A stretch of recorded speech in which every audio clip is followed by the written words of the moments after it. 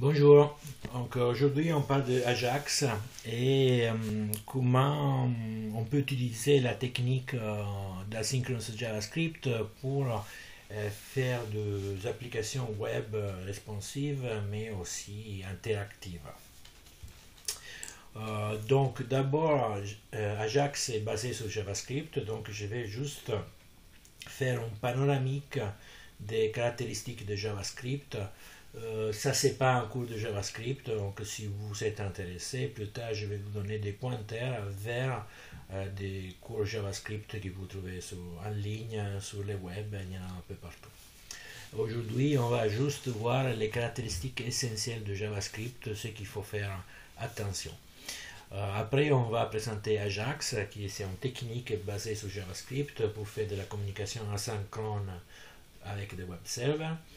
Après, on va décrire comment on peut récupérer des données type JSON avec le JavaScript. On va faire des techniques pour manipuler les cookies en JavaScript. Et finalement, on va regarder aussi quelques petits patterns de programmation. Donc, d'abord, une sorte d'introduction historique. Il faut savoir que JavaScript a été créé en seulement 10 jours en 1995 par Brendan Eich. Donc Brendan Eich, c'était un développeur qui travaillait à Netscape et ses supérieurs lui ont demandé de faire un langage de script pour un browser qui soit léger et aussi pour faire de la concurrence à Java. Et donc lui, en 10 jours, a créé ce langage qui s'appelle JavaScript. En fait, JavaScript n'a rien à voir avec Java. C'est juste le nom qui a été adopté parce que Java était à la mode et donc ils ont décidé d'utiliser les mêmes noms. Après, justement, il y a eu une litigation avec Sun et finalement ils ont reçu la permission d'utiliser les noms et donc voilà JavaScript. En effet, JavaScript c'est une implémentation d'un standard officiel qui s'appelle ECMAScript, qui a été justement standardisé plusieurs années après l'introduction de JavaScript. Et une autre implémentation s'appelle par exemple ActionScript 3, c'est une autre implémentation de même standard. Donc ECMAScript c'est le standard et JavaScript c'est juste une des possibles implémentations. En 2005, James J.C. Garrett a écrit un white paper où il a introduit pour la première fois les termes Ajax pour Asynchronous JavaScript and XML. Et donc, c'est une technique qui est basée sur JavaScript pour créer des applications web qui soient un peu plus responsives.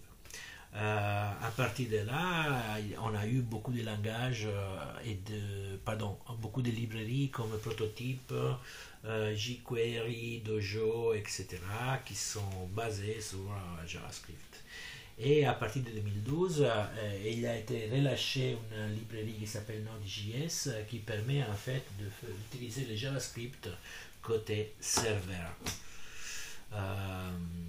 Donc, les slides qui suivent sont des slides qui servent un petit peu à rappeler certaines caractéristiques du langage et vont pointer les doigts sur des caractéristiques un peu bizarres du langage, comme le fait qu'on a des variables qui sont pas typées, qu'on a des fonctions qui peuvent être utilisées comme si c'était des objets normaux, qu'on a des fonctions anonymes, des closures, etc. Donc c'est un langage à la fois très de base, mais aussi assez puissant parce que effectivement on peut faire beaucoup de choses avec le JavaScript. Donc, on commence par les variables, c'est le truc de base. Donc, les variables, ils ne sont pas typées. Donc, une variable, c'est juste un nom qui en donne un objet et la variable n'est pas typée. Par contre, les données de base du langage, eux, ils sont un type. Okay? Et donc, le type de la variable, c'est juste le type de l'objet qui est utilisé à un certain moment. Alors, on commence par dire que pour déclarer une variable, on peut utiliser var, nom de la variable, et de manière optionnelle égale en valeur initiale. La particularité de var, c'est qu'en fait, on peut redéclarer une variable plus tard. Et donc, la première question qu'on peut se poser, c'est quelle est la valeur de carname après la deuxième déclaration ici dans l'exemple. Donc, on va aller voir tout de suite. On peut utiliser une console JavaScript pour tester notre code.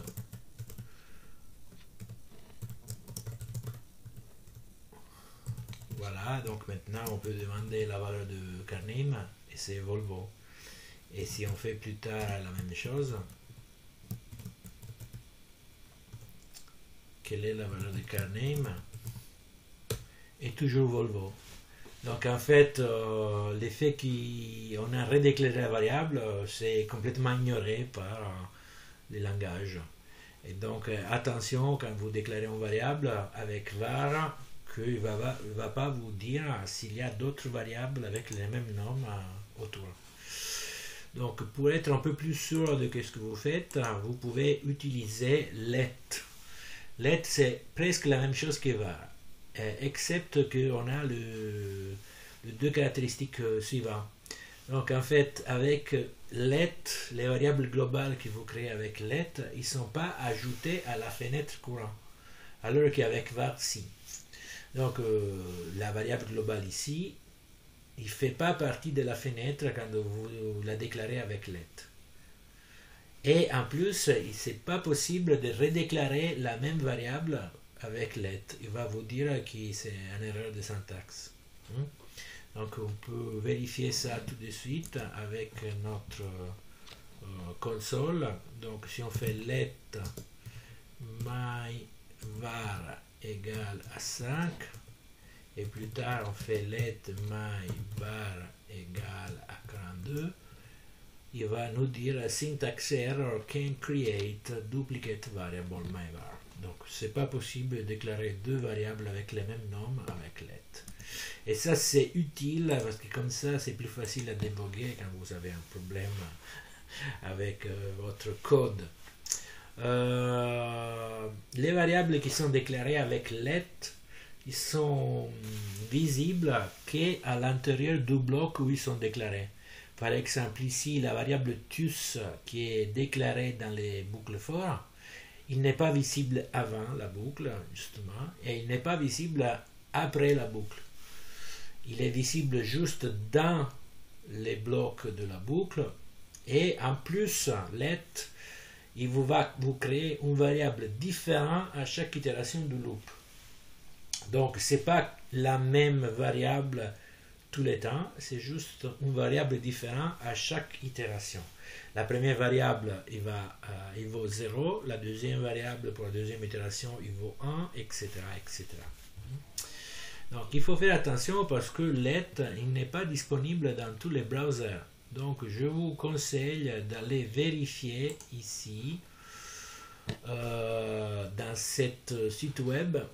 Vous pouvez vérifier quelles caractéristiques ils sont disponibles dans les différentes versions du browser.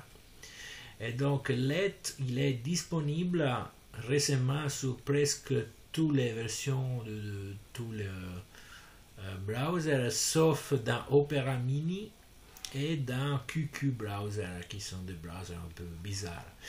Il n'était pas disponible dans Chrome jusqu'à la version 40 et il a commencé à être disponible de manière limitée à partir de la version 41.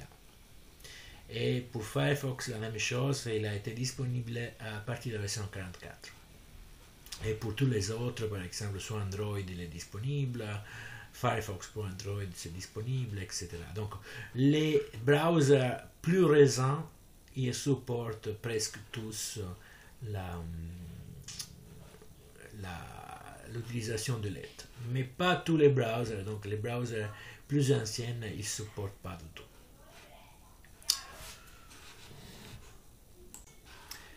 Donc même si les variables ne sont pas des types, en JavaScript on a un type pour les objets, on a des types primitifs, string, number, boolean, object, function, et on a trois types d'objets différents.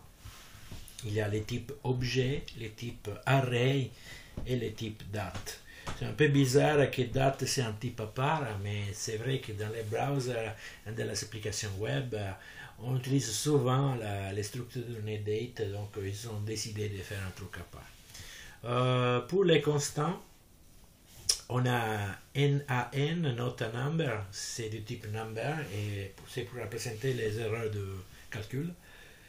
Nul, c'est du type objet, c'est pour représenter l'objet nul. Undefined, c'est du type undefined, c'est pour dire que l'objet n'est pas défini du tout. Et vous pouvez vérifier un type avec typeof qui va vous retourner un string. Donc par exemple, toujours dans notre console, on peut faire typeof myvar, il va nous dire que c'est un number, et typeof carName, il va nous dire que c'est un string, et typeof toto, il va nous dire qu'il est undefined parce qu'il n'y a aucun objet de type toto. Après, on peut par exemple créer un array qui contient rien comme ça. C'est ces éléments qui sont vides et ça c'est de type array. Voilà. On peut dire par exemple var myArray égale array de ABC et ça va dire voilà, désolé, je me suis trompé, j'ai oublié la fermeture.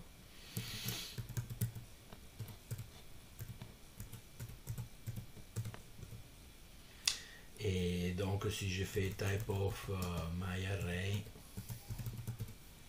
il va me dire que c'est un objet et c'est un objet de type array. Ok.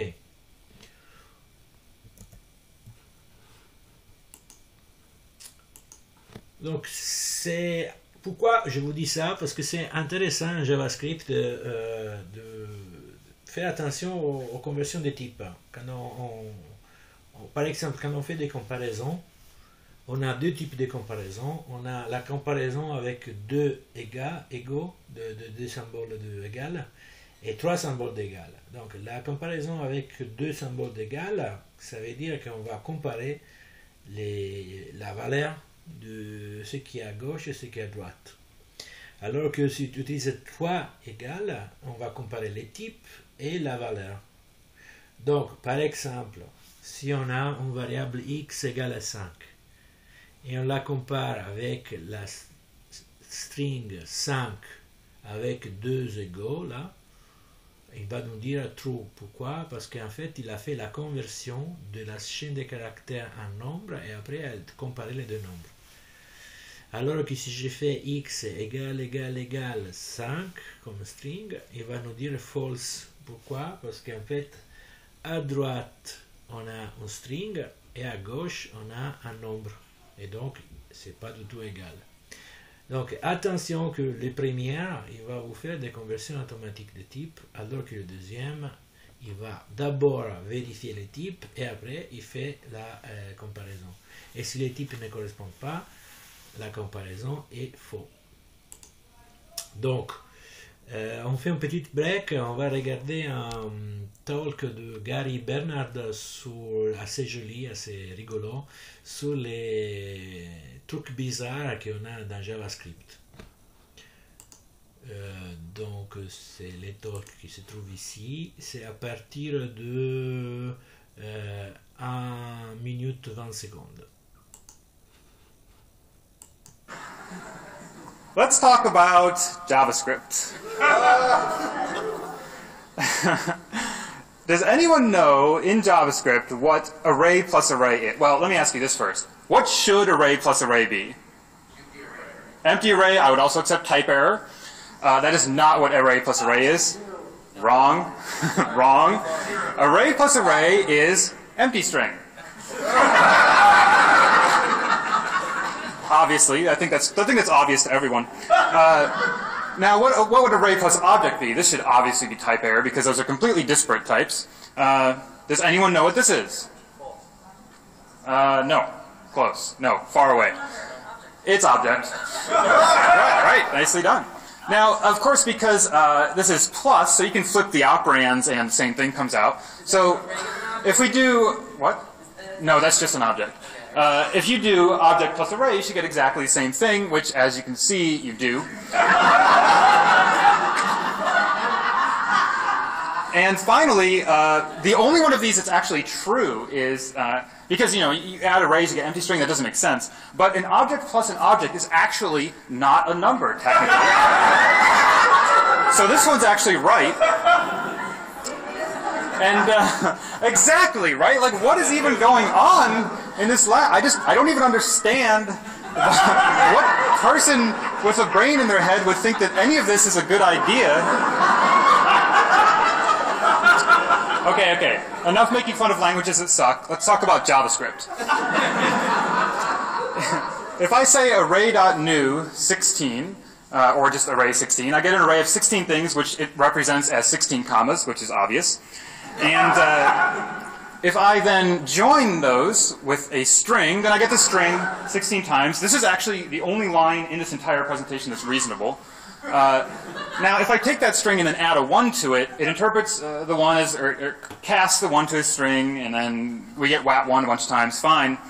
Does anyone know what will happen if I subtract 1 from the string? I'm assuming no one does. I'll give you a hint. Does this help? Does anyone know?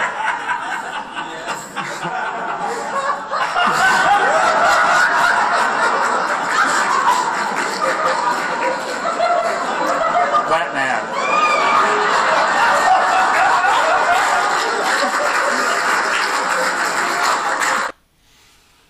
Ok, so voilà, donc ça c'est une vidéo que je montre tout le temps parce que c'est assez rigolo et normalement quand quelque chose est rigolo c'est plus facile à se rappeler. Et donc il montre effectivement les trucs bizarres qu'on a dans JavaScript. Donc si JavaScript essaie de faire quelque chose sur le type de données qui n'est pas le correct, il essaie de faire des conversions. Et les conversions ne sont pas toujours comme on s'attend. Donc là, on a d'autres exemples par rapport aux vidéos. Donc par exemple, si vous avez 5 plus nul, il va vous donner 5. Pourquoi? Parce qu'il fait la conversion de nul à 0. Par contre, si vous avez la chaîne de caractères 5 plus nul, il va vous donner 5 nuls. Donc une nouvelle chaîne de caractères. Pourquoi? Parce qu'il fait la conversion de nul à chaîne de caractères. Et si vous avez 5 plus 2, il va vous donner 52. Pourquoi? Parce qu'il fait la conversion de string de nombre à string. Et si vous faites 5 comme string moins 2, il va vous retourner 3. Parce que cette fois-là, il fait la conversion de ce qui est à gauche, la string, en nombre. Et si vous faites 5 fois 2, un string, il va vous dire 10. Pourquoi? Parce qu'il fait la conversion de 2. Donc, attention à les règles de conversion, ils ne sont pas très clairs. Et quand vous avez une expression compliquée, ce n'est pas toujours facile de comprendre qu'est-ce qui se passe au niveau des conversions. Donc, je vous conseille de faire toujours les conversions à la main. Parce que comme ça, vous êtes sûr de ce que vous allez obtenir. Donc, JavaScript, c'est un langage orienté objet.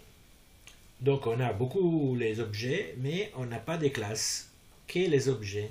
Donc, on peut créer un objet à la volée avec l'opérateur nu.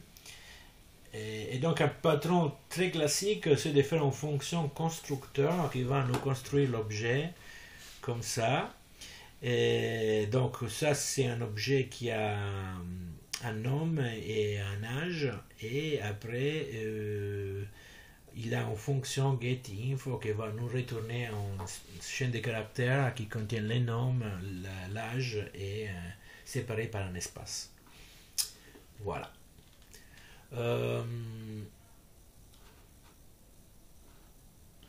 La mot-clé dis c'est une sorte de pointeur à l'objet courant.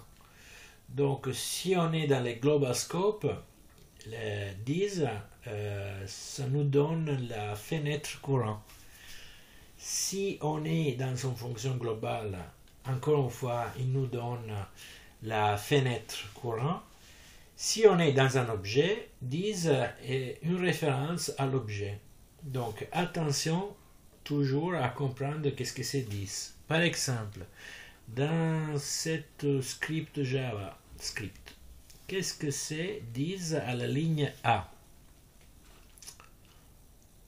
Donc, un petit quiz. Donc, la réponse est la fenêtre. Pourquoi? Parce qu'on est dans le scope global et donc forcément, this ici, il se réfère à la fenêtre parce qu'on n'a pas d'objet du tout. Deuxième quiz, on a un objet, SumData c'est une chaîne de caractères. Après on a une fonction myphone qui utilise dedans this. Et après, on fait comme ça, on fait object.staticFunction égale myphone. Et après, on a object.staticFunction. Donc, on appelle la fonction via l'objet. Donc, quelle est la valeur de this ici?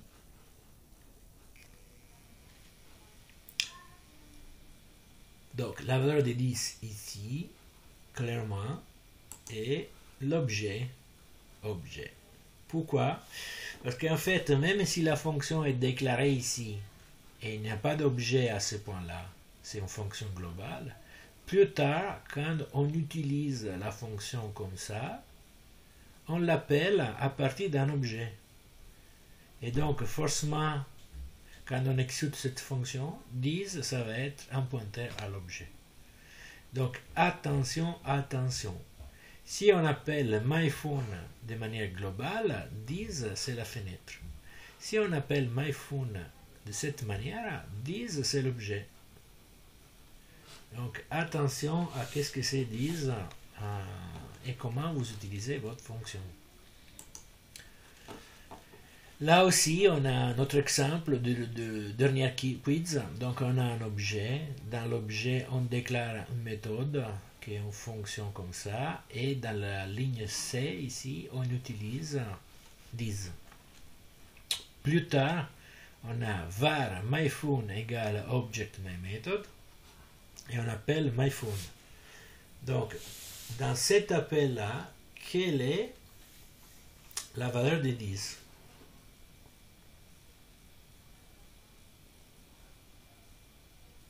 Donc la valeur de this ici et window. Et pourquoi? Parce qu'en fait, on appelle myphone de manière globale. Ici, il n'y a pas d'objet. Même si la fonction a été déclarée dans son objet, quand on l'appelle ici, on l'appelle de manière globale. Et donc, this, c'est la fenêtre. Alors que si on appelle object myMethod de parenthèse, ça va être l'objet. Donc attention à la valeur de 10 quand vous écrivez de vos codes JavaScript. Il y a d'autres quiz sympas à cet lien-là. Vous pouvez cliquer et vous essayer de répondre aux différentes questions. Comment on va construire un objet? Donc, il y a plusieurs manières de faire ça. La manière la plus typique, c'est d'écrire comme à droite. C'est-à-dire, on déclare tous les objets dans les constructeurs, y inclut les fonctions. À gauche, c'est un anti-pattern. Donc, c'est quelque chose qui est déconseillé. Vous pouvez le faire. C'est possible, mais c'est un anti-pattern. Et pourquoi c'est un anti-pattern? Donc c'est pour la raison que je viens de décrire. Parce que là, on utilise this, et c'est pas clair à ce point-là qu'est-ce que c'est this, parce que ici, on déclare une fonction globale, alors qu'après, on va l'utiliser dans la fonction ici. Donc c'est pas trop facile de comprendre qu'est-ce qui se passe. Alors qu'à droite, c'est plus facile, parce que la fonction est déclarée de manière anonyme dans les constructeurs, et donc on voit tout de suite que color se réfère à cette couleur-là. Prototyping, c'est quoi? C'est un truc pour créer la fonction une seule fois, comme ça. Parce que quand vous faites comme ça, à chaque fois que la fonction est exécutée, cette code-là est mise en place, et donc il est interprété à chaque fois. Alors si vous faites comme ça, à chaque fois qu'il pour les créer, en fait, de manière automatique, cette fonction va être affectée à getInfo. Mais cette interprétation-là est faite une seule fois. Donc c'est un peu moins lourd d'un point de vue de temps d'exécution.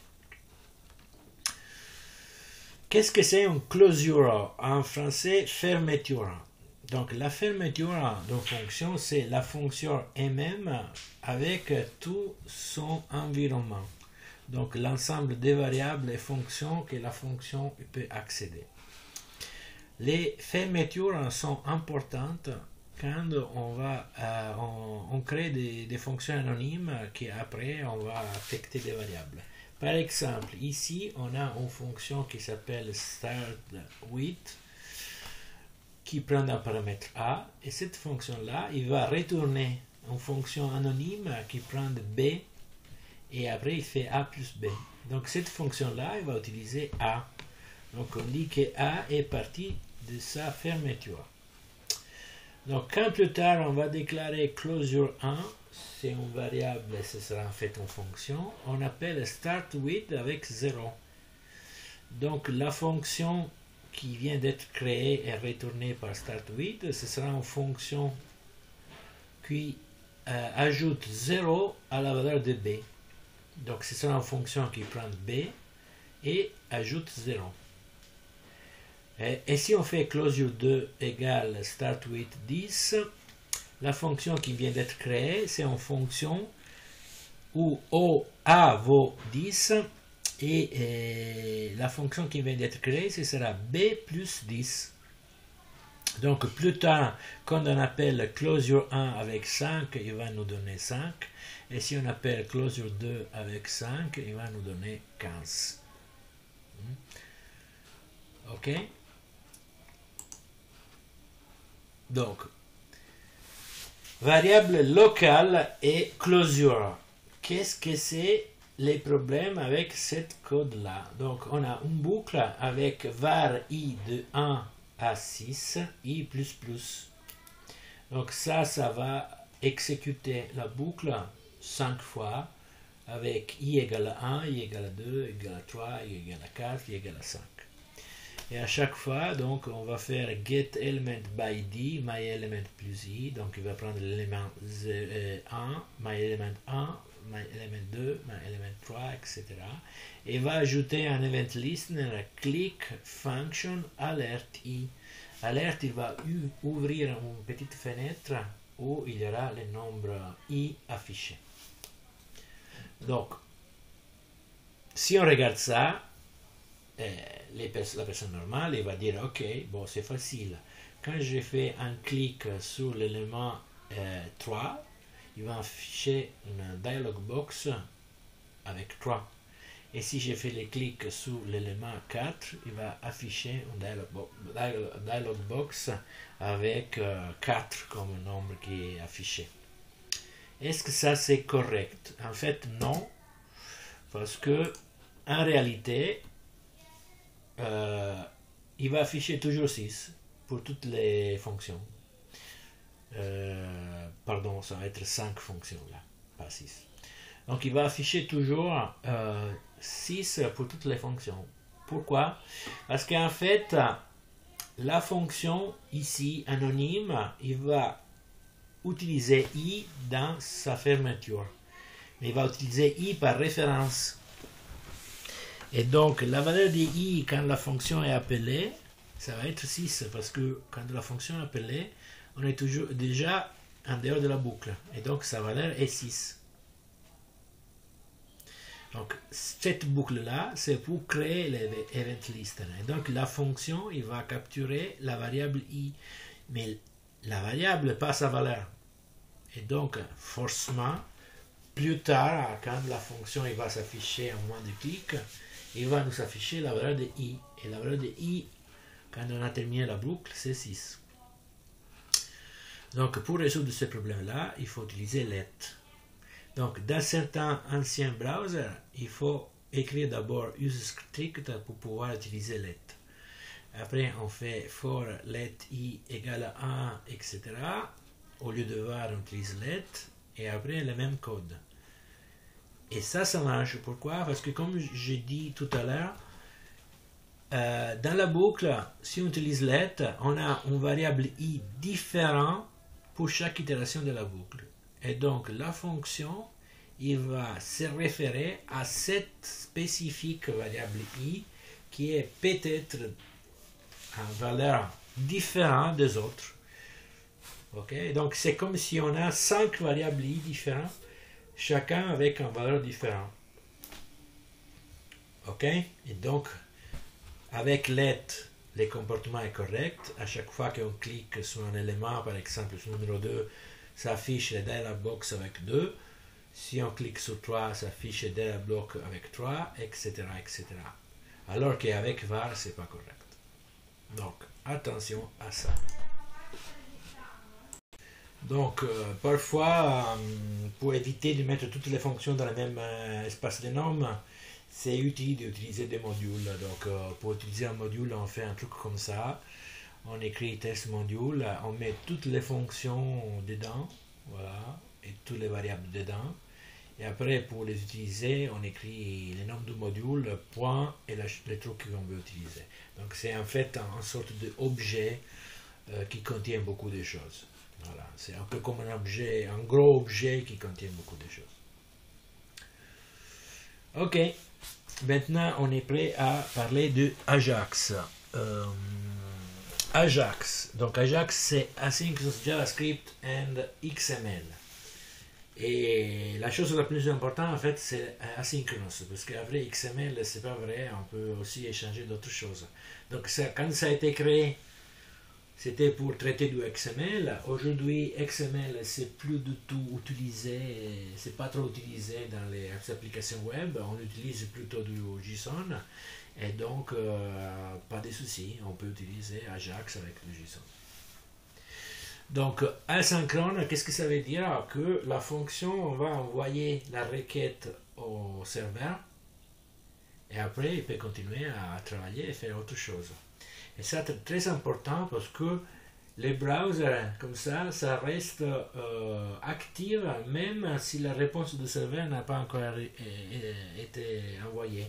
Et donc, vous pouvez quand même cliquer et faire autre chose, ou sinon, les JavaScript peuvent continuer à montrer des animations, des trucs, etc., même si le serveur n'a pas encore répondu. Donc, asynchrone, ça veut dire on fait les send, et après, on va continuer à faire autre chose, même si la réponse n'a pas encore été envoyée.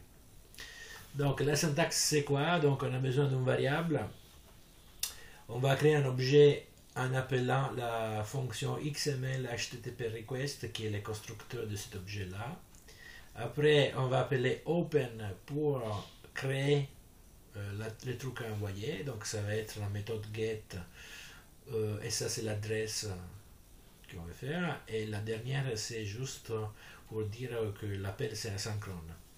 En fait, si on passe false ici, l'appel ça va être synchrone, c'est-à-dire que la send il va s'arrêter en attendant que la réponse est envoyée. Mais asynchronous JavaScript c'est quand même toujours utilisé comme asynchrone, donc avec true ici. Si au lieu de get on va utiliser post, il est nécessaire d'ajouter le fait qu'en fait on va envoyer quelque chose dans les bodies. Donc ici le paramètre du send c'est les body de la requête, et normalement pour un get ça va être toujours un body nul. Pour un post il va contenir en fait les paramètres, on va voir ça tout à l'heure. Donc si c'est post, les paramètres sont spécifiés dans les body avec la send. Donc par exemple ici on va faire du post sur la ressource handlingdata.php, ça va être asynchrone. On va spécifier qu'en fait c'est du form encoded et que dans les body on a variable 1 égale 1, variable 2 égale 2. Donc ça ce sont les paramètres de notre requête. Donc avec post il faut faire comme ça. Si c'est du get, les paramètres ils sont sur la query string, donc on va les mettre en ligne directement sur la ligne de l'URL. Donc par exemple là on va faire get, on va faire handlingdata.php, point d'interrogation, et après les paramètres séparés par une esperluette. Et on fait send null. Si les paramètres contiennent des espaces ou d'autres caractères spéciaux, on va utiliser la fonction encode URI component pour encoder ces trucs-là dans la URL. Donc, un objet de type XML HTTP request, il va avoir 5 états possibles. Donc, l'état 0, c'est que l'objet a été créé, mais on n'a pas encore appelé la fonction open. L'état 1, ça veut dire que l'objet a été créé et a été initialisé avec open, mais on n'a pas encore fait la send. L'état 2, ça veut dire qu'on a appelé la send, mais on n'a pas encore reçu de réponse. L'état 3, c'est que le serveur a commencé à envoyer des données, mais il n'a pas encore terminé. Et l'état 4, c'est quand le serveur a envoyé toutes les données, donc on peut continuer notre processing. Donc justement, tout est asynchrone. Donc comment on peut savoir si le serveur a répondu ou pas? Donc le truc le plus facile à faire, c'est de utiliser event handler. Donc c'est en fait une fonction qu'on va affecter à la variable onReadyStateChange, et cette fonction va être appelée à chaque fois qu'on change d'état sur le XR. Et donc ça va être appelé une première fois quand on fait la open, on va faire une deuxième fois quand on fait la send, une troisième fois quand le serveur a commencé le processing mais n'a pas encore terminé d'envoyer, et une quatrième fois quand finalement tout a été envoyé. Donc, normalement, nous, on ne s'intéresse pas à tous les appels, on s'intéresse juste à la dernière. Donc, par exemple, on s'intéresse au moment où le ready state est 4 et le status de la réponse est 200, ça veut dire tout est bien. Alors, par exemple, ici, qu'est-ce qu'on va faire? On va ouvrir un dialogue avec OK comme message. Donc, on fait ça, on installe l'event handler et après, on fait une open et une send. On peut maintenant continuer à faire autre chose, et plus tard, quand finalement on change d'état à 4 et la réponse est correcte, on va avoir un dialog box qui va s'ouvrir. En fait, dans le nouveau standard, c'est possible d'éviter d'appeler la fonction à chaque fois et on fait juste l'état 4. Et pour faire ça, on affecte la fonction à onLoad. Et après, on a d'autres handlers comme onError, que quelque chose de mal s'est passé, donc il faudra peut-être annuler quelque chose. Voilà. Et après, on peut faire send. Donc, on a plusieurs event handlers et on peut affecter notre fonction juste l'event handler qui nous intéresse. Donc là, maintenant, il y a des exemples d'utilisation de ça pour faire des listes dynamiques. Par exemple, ici, qu'est-ce qu'on va faire? C'est donc, on va d'abord regarder la page web. Donc, ça, c'est la page web. On a un élément qui s'appelle Editor Select, avec plusieurs valeurs. Voilà, sélection, c'est la valeur de default. Adobe, Microsoft, Apple, Mozilla. Après, ici, on a une image, c'est une image où on montre qu'en fait, on est en train de faire du loading. Après, on a un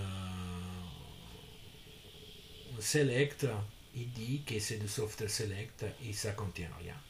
Donc, l'idée, c'est que quand on va sélectionner quelqu'un ici, après, celui-là, il va se remplir avec plusieurs options qui ça correspond à l'option qu'on a choisie ici. Donc, à chaque fois, par exemple, qu'on sélectionne Microsoft, là, il va nous donner, je ne sais pas, Microsoft Office plutôt que Microsoft PowerPoint ou je ne sais pas quoi. Et si on choisit Mozilla, il va nous donner Firefox ou je ne sais pas quoi. Ok? Mais ça, d'un point de vue dynamique, hein, et sans recharger toute la page, mais juste à travers du JavaScript. Donc comment on va faire ça? Donc on va faire ça à travers déjà une fonction qui s'appelle request, qui prend un noSelect et va sélectionner la valeur. Hein, hein, on va mémoriser la valeur et il va envoyer une requête de type post, hein, où on va passer l'éditeur, hein, et on installe aussi un handler que si on est à 4 et c'est 200 ou sinon c'est 0, alors on va lire la réponse XML envoyée par le truc et on va mettre le loader à non. Sinon, si l'état est inférieur à 4, on va mettre le loader à inline. Donc cette loader là, hein, ça va être mis à non, ça veut dire qu'il ne montre rien. Si c'est inline, il va montrer une image qui nous dit qu'en fait on est en train de charger quelque chose. Ok? Voilà. Après on fait la post, send, etc. Donc ça c'est un exemple de fichier XML qui nous est retourné avec programme A, programme B, etc. Qu'est-ce qu'on va faire? Donc on a une fonction readData qu'on peut utiliser pour récupérer cet XML là et on peut le mettre comme option dans les documents à la software select. Voilà. Donc exactement ici. Donc tout ça, ça va être lu par cette fonction et ça va être ajouté dans les documents à software select. Ok? Voilà. Donc ça c'est plus ou moins en description de l'exemple. Après si vous avez des doutes, vous pouvez me contacter sur la chat pour demander comment ça marche mieux. Côté serveur, comment on va répondre aux requêtes comme ça? En fait, l'idée c'est de côté serveur utiliser du REST. Et parce qu'on ne va pas retourner toute la page quand même. On ne va pas retourner un HTML ou un JSP, etc. Il faut retourner juste des données. Par exemple, des données comme ça, du XML. Et en fait, à l'origine, Ajax était fait pour transmettre du XML. Mais en fait, aujourd'hui, la plus commune, c'est d'utiliser du JSON, parce que c'est automatique de convertir un JSON en JavaScript, un objet JavaScript. Donc JSON, c'est en fait la manière pour réaliser les objets JavaScript. Et donc, ça devient automatique de faire la transition entre JSON et JavaScript, alors que pour l'XML, il faut faire un parsing à part. Il y a dans les passés, parfois c'était du HTML qui était envoyé, que c'était directement copié-collé dans les documents, mais c'est pas vraiment très propre et en plus c'est un peu dangereux parce que passer du HTML c'est toujours un peu... L'HTML ça peut contenir n'importe quoi. Donc ça c'est si on clique trop de temps, trop souvent, et on va envoyer des requêtes avant que la requête d'avant s'est terminée.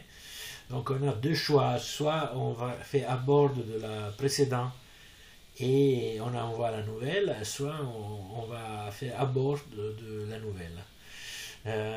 Ici par exemple on a qu'on fait l'abort de la précédente avec XHR abort et on va créer une nouvelle à chaque fois.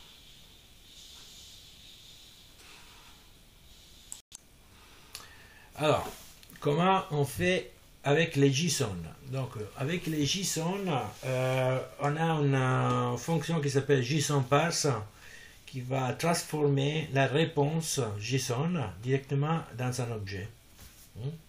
Et donc, après, l'objet, c'est un objet JavaScript, donc on peut faire ce qu'on veut avec. Par exemple, ici, on va juste coller les noms dans un élément de notre page. Voilà. Et par exemple, ici on a un array, et voilà, on le traite comme si c'était un array.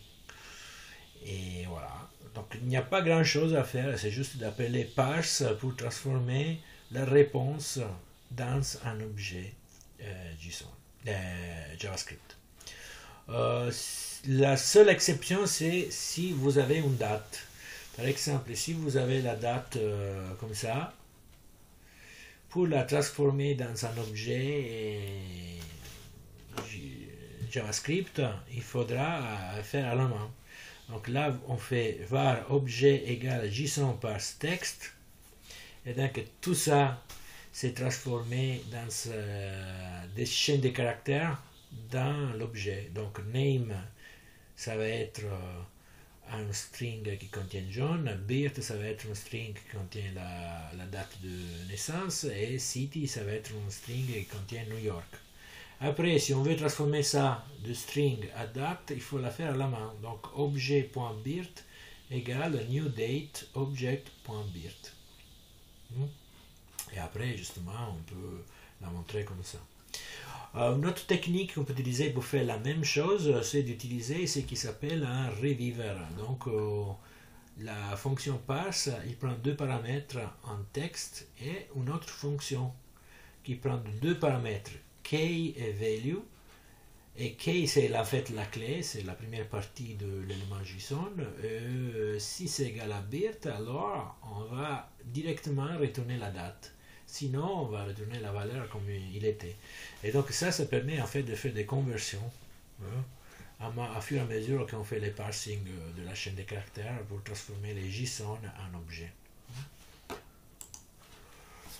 Les fonctions, ils ne sont pas permis. Donc si vous faites les parses et dans les parses il y a une fonction, cette fonction-là, ça va être quand même transformée en chaîne de caractères. Après, si c'est vraiment une fonction et vous voulez l'évaluer avec une fonction, ce que vous voulez faire, c'est de faire un eval. Eval, il va transformer âge en fonction. Et donc âge, maintenant, ça va être une fonction qu'on peut appeler pour obtenir l'âge. Attention, évitez de passer des fonctions en JSON. Pourquoi? Parce que ça peut être un problème de sécurité. Parce que sinon, on peut injecter du code qui c'est n'importe quoi, qui peut faire n'importe quoi sur notre browser. Donc, c'est bien de ne pas injecter vraiment du JSON à travers des trucs comme ça. Si vous voulez envoyer un objet au web server, il faut faire l'opération inverse. De l'objet vers la string JSON. Et donc ça, c'est une autre fonction qui s'appelle stringify, qui prend l'objet et transforme dans une chaîne de caractères qui après vous pouvez envoyer au serveur dans un paramètre, par exemple dans la poste. Donc là, on a un exemple où on va faire une table à partir, on va faire d'abord une requête au serveur pour obtenir la table de customer et on voudrait 20 éléments de cette table. Et donc qu'est-ce qu'on fait? On transforme l'objet dans une chaîne de caractères qui s'appelle dbparam. On va créer la requête HTTP. On va faire une fonction que si tout est bien, il va récupérer les textes, transforme les textes dans un objet. Et après, il va préparer l'HTML qui contient la table avec tous les éléments, les champs name de chaque objet qui se trouve dans l'array qui est retourné. Et une fois qu'on a fait ça, on ajoute cet HTML directement en ligne. Et là, c'est open, on fait du post, on va ajouter les paramètres dans les bodies. Donc c'est assez simple, il n'y a pas grand chose à dire ici.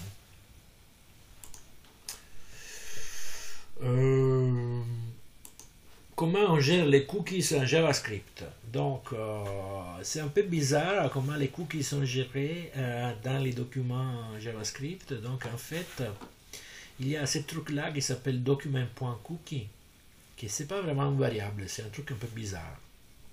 Donc, quand vous affectez quelque chose à document.cookie, il va ajouter un nouveau cookie au browser. Ok? Donc, document.cookie égale quelque chose, c'est juste ajoute cette cookie-là, qui se trouve à droite, à la liste des cookies. Je vous rappelle qu'est-ce que c'est un cookie. Un cookie, en fait, pour les browsers, c'est juste une chaîne de caractères qui contient deux parties. La première partie, c'est le nombre de cookies égale sa valeur. Et la deuxième partie, c'est l'expiration. Expires égale et l'expiration. Voilà.